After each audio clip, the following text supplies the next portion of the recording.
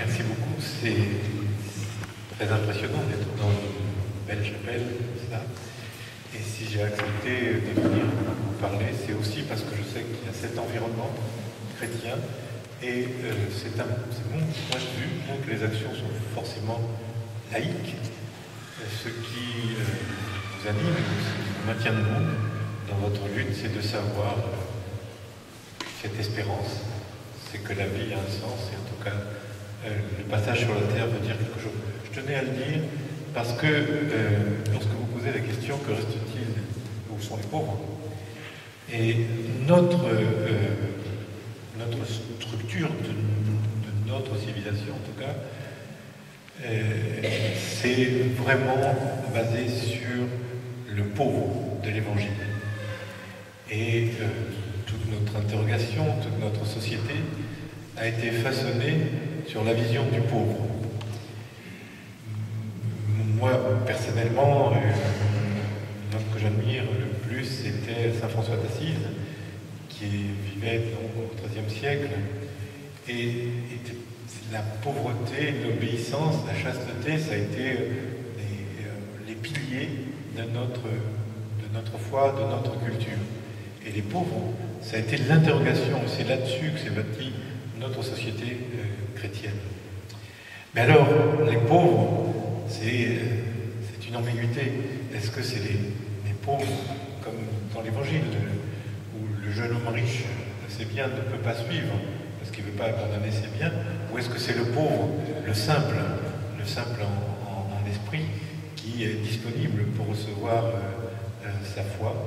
Et donc on a joué constamment sur cette double appartenance du pauvre, qui n'est pas un grand théologien, c'est quelqu'un qui est à la fois du charbonnier, qui est au premier degré, qui a cet enthousiasme du sens de la vie et qui suit l'enseignement du Christ, ou alors est-ce que c'est le pauvre qui n'a pas ses biens matériels, ce que je voulais dire, qui est privé, qui est dans la misère. On a toujours ce double regard sur la pauvreté, et encore maintenant, lorsqu'on va parler du pauvre, de quoi va-t-on parler? Du pauvre économique, ou du pauvre qui n'a pas d'ouverture, de relation, d'amour, d'affection? La pauvreté, on devrait dire les pauvretés. Où ils sont passés ces pauvres? Comment ça se fait? On ne les voit pas alors que on les a sous les yeux. On est particulièrement myope sur cette pauvreté à double sens. Pauvreté de biens et pauvreté d'affection.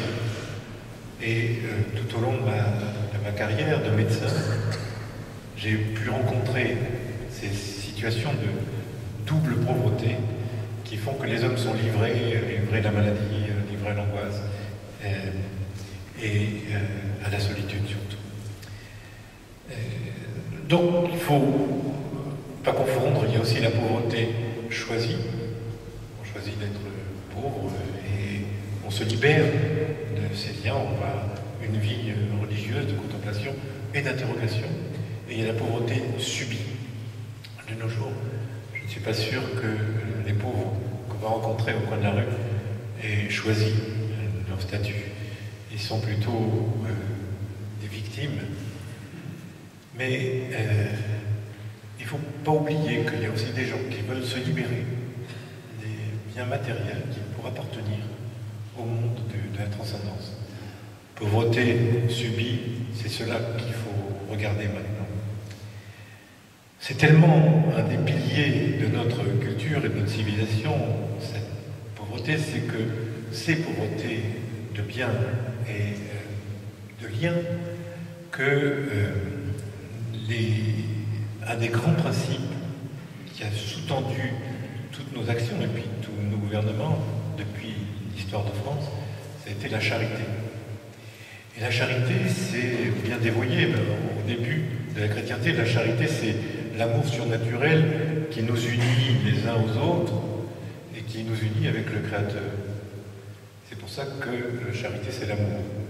Puis petit à petit, au fur et à mesure qu'on s'est laïcisé, la charité, ça a été plutôt le don d'espèces, l'intérêt pour les autres. Mais il en est resté dans nos discours, et même au frontispice de nos monuments, la notion de fraternité. La fraternité, tout simplement parce qu'à l'origine, les chrétiens, si on est frères, c'est parce qu'on a le même père par rapport au Créateur. Mais la fraternité, c'est encore une notion qu'on a en nous. C'est pour ça qu'il faut s'occuper des pauvres, parce que ce sont nos frères qui sont des victimes. Donc la notion de partage aussi a structuré notre culture. Alors, quand on lit des livres d'histoire, on voit bien que les gens qui avaient du bien, qui avaient une place, qui avaient de la fortune, allaient visiter les pauvres. C'est-à-dire qu'ils faisaient la charité. C'est une notion dévoyée de la charité. Charité de haut en bas, c'est-à-dire, parce que je sais bien que je partage un petit peu, mais c'est une notion qui échappe un peu à son sens propre, primaire, qui était quand même de la fraternité. Quoi qu'il en soit, il en est resté quelque chose de fondamental en nous. Si on a du bien, on doit le partager. Pourquoi? Mais à cause de notre histoire.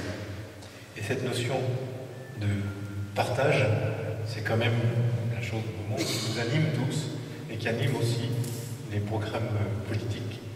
Et ça vient de là. Les pauvres, on doit aller à leur secours parce qu'on a tous passé derrière nous. Alors, où sont passés ces pauvres qu'on ne voit plus? Eh bien, ils ont pris d'autres formes. Maintenant, notre culture, c'est une culture de consommation. Il faut avoir du bien. Il faut avoir des biens nécessaires. Une frigidaire, une voiture, un logement, un travail. Il faut avoir quelque chose, il faut le posséder. Et si on n'a pas ça, si on n'a pas le minimum, on est le seuil de pauvreté.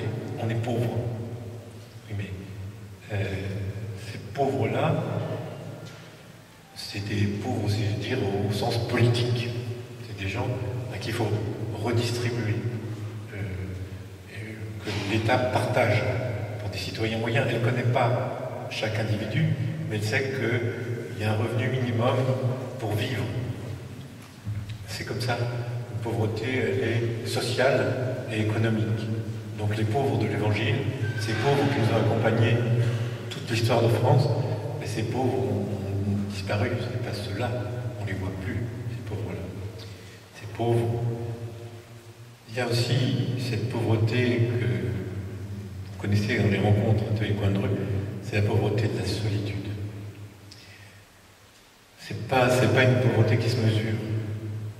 C'est la pauvreté où on n'a personne pour vous tendre la main, où on ne repère personne, où on ne sait plus à qui s'adresser. Juin-juillet 2003, 15 000 personnes âgées vont venir mourir dans notre pays, aux urgences. Pourtant, c'est des gens qui ont peut-être un logement, qui sont médicalisés, qui ont vu le médecin de la journée, qui ont des voisins de palier, mais ils sont tellement pauvres de relations qu'ils sont à l'abandon. Personne ne leur dit il faut fermer les volets, personne ne leur dit il faut boire quand vous avez pris des diurétiques, personne ne leur donne l'assistance minimum. Les personnes très âgées n'ont plus la sensation de soif. Les jours passent et ils n'évoluent pas, et ils sont dans leur solitude. Voilà la pauvreté que je rencontre. C'est la pauvreté du lien. Pauvreté du lien social, du lien affectif. Oui, il y a la pauvreté numéraire, quand on n'a pas de quoi vivre. Mais il y a cette pauvreté affective, où plus personne vous regarde, où plus personne n'a envie de vous aider, où vous n'avez pas la représentation du secours. Ça, c'est la pauvreté qui n'a pas de nom, la pauvreté qui ne peut pas s'exprimer. Ces pauvres-là ont disparu de notre champ de vision. Et on ne voit plus que la pauvreté.